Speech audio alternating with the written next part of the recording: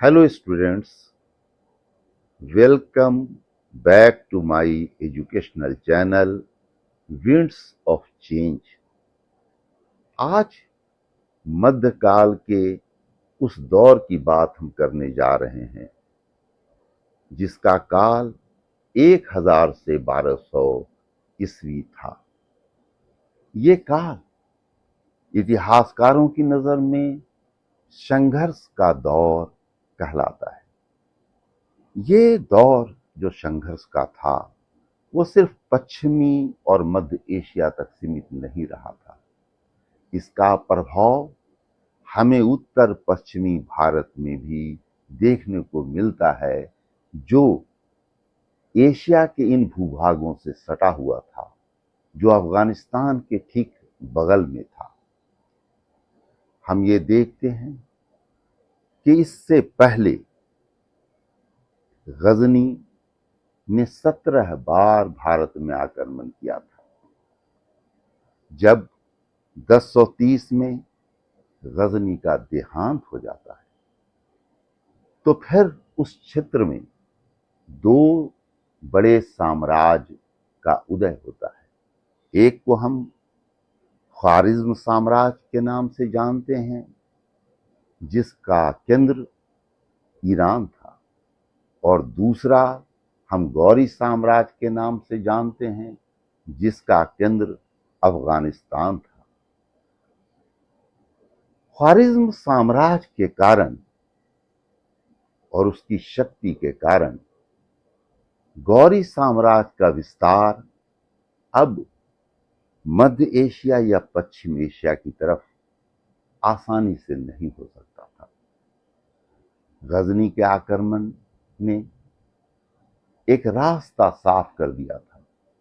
भारत के उत्तर पश्चिमी सीमा पर बसे राज्यों की सैन्य शक्ति का भी जानकारी उन्हें प्राप्त था। इसलिए अब गौरी साम्राज्य ने अपना रुख मध्य एशिया और पश्चिमी एशिया की बजाय भारत की तरफ मोड़ दिया। हम ये देखते हैं कि गजनी के एक जागीरदार ये गौर थे, लेकिन जब वो 1173 में सम्राट बने, गजनी के सिंहासन पर जब वो बैठे, तो 1179 से लेके 1186 तक उसने गजनी के उन क्षेत्रों को जिसे विजित किया था, महमूद गजनी ने उस पर अपना आधिपत्य कायम किया, उसे संगठित किया और उसे अपने साम्राज्य का एक मजबूत हिस्सा बनाया। फिर हम देखते हैं कि 1190 तक मोहम्मद गौरी ने मुल्तान, सिंध और ये गजनी का जो पंजाब का एरिया था, उस पर अपना आधिपत्य जमा लिया। फिर हम देखते हैं कि इनका सीधा टकराव पृथ्वीराज चौहान के साथ 1191 में होता है, जिसे हम प्रथम तराइन का युद्ध कहते हैं। इस युद्ध के परिणाम देखने को जो हमें मिलते हैं वो ये कि पृथ्वीराज चौहान विजयी होते हैं और बड़ी मुश्किल से मोहम्मद गौरी को जान बचा करके भागना पड़ता है। लेकिन मोहम्मद गौरी बहुत ही महत्वाकांक्षी सम्राट थे। उन्होंने सिर्फ 1 वर्ष के अंदर अपने को संगठित करके पुनः तराइन के मैदान में पृथ्वीराज से युद्ध करना स्वीकार किया। इस युद्ध में पृथ्वीराज चौहान की हार होती है। बहुत सारी इतिहास के पुस्तकों में यह बात दर्ज है कि पृथ्वीराज चौहान की द्वितीय तराइन के युद्ध में हार के बाद गौरी ने पृथ्वीराज को मार डाला। लेकिन जो पृथ्वीराज के सिक्के हमें प्राप्त हुए हैं और वो सिक्के भी तराइन के द्वितीय युद्ध के बाद के हैं और अजमेर और दिल्ली पर चूंकि पृथ्वीराज चौहान का शासन था, वहां से उस सिक्के वितरित हुए थे। उससे यह अंदाजा लगता है कि उस सिक्के में एक तरफ पृथ्वीराज देव और दूसरी दिखाई देता है श्री मोहम्मद सौ।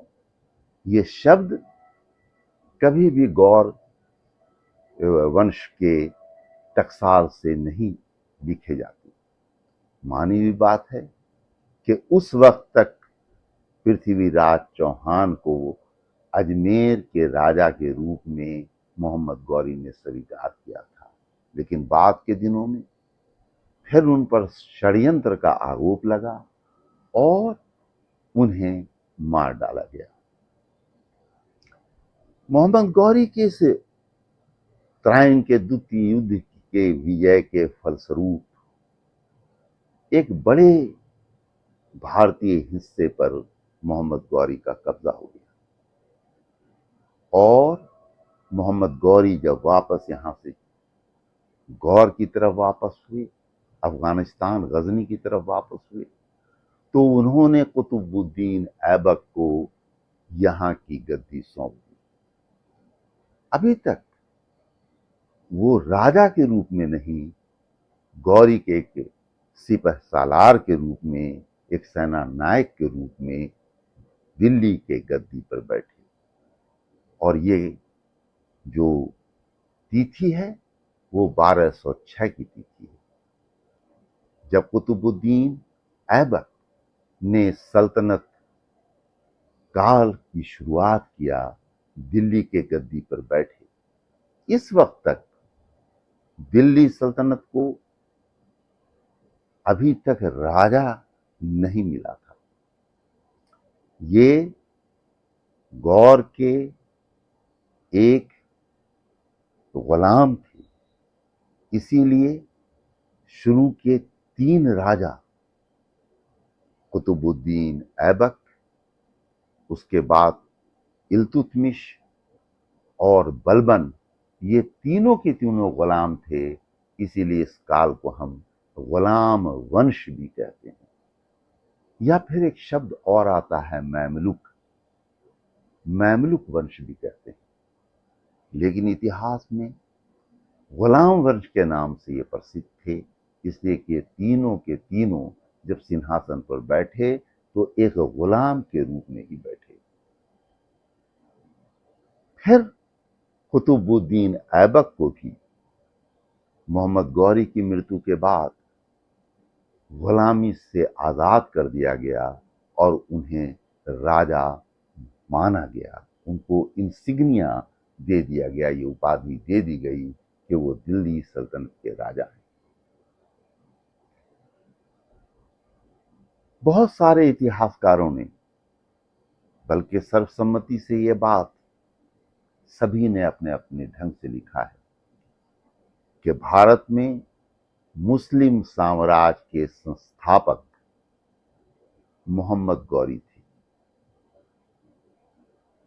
और मुस्लिम साम्राज्य उस समय से जो प्रारंभ हुआ तो वो 500 से अधिक वर्षों तक कायम रहा। ये अलग बात है कि कई वंश आए, कई राजाएं आए, फिर बीच में मुगल्स आए, मुगलों का दौर चला, लेकिन इतिहास से जो हमें जानकारी मिलती है उससे ये स्पष्ट है कि 1757 के प्लासी युद्ध तक भारत पर मुस्लिम शासन कायम रहा। बहुत सारे इतिहासकारों ने इसे इस्लामिक राज्य कहा, हालांकि ये किसी भी दृष्टिकोण से इस्लामिक राज्य नहीं था। इस्लामिक राज कहना वैसा ही है जैसे हम कुलीन तंत्र को प्रजातंत्र कह दें, या राजतंत्र को हम प्रजातंत्र कह दें, या प्रजातंत्र को हम राजतंत्र कहते हैं। इस्लामिक स्टेट एक अलग बात है, और मुस्लिम स्टेट अगर धर्म के हिसाब से देखें तो इसे मुस्लिम स्टेट कहा जा सकता है, या फिर हम इसे गुलाम वंश का शासन कह सकते हैं, या फिर हम इसे दिल्ली सल्तनत और मुगल काल के नाम से बाद के पीरियड को उद्धृत कर सकते हैं। भारत में जो ये शासन आया, इसने भी एक सांस्कृतिक मिलन को जन्म दिया।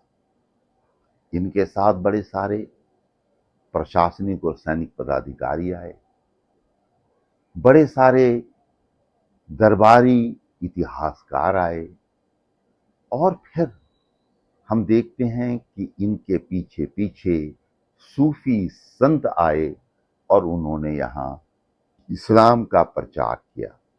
और इस्लाम भी कैसा, क्रूरता वाला इस्लाम नहीं, प्यार भरा इस्लाम। इसीलिए सूफी संतों को भारत के हर नागरिक से, भारत के हर वासी से प्रेम मिला, और थोड़ा बहुत वो मुस्लिम समाज के जो तौर तरीके थे उसे भी हमारे संस्कृति का एक हिस्सा बनाया।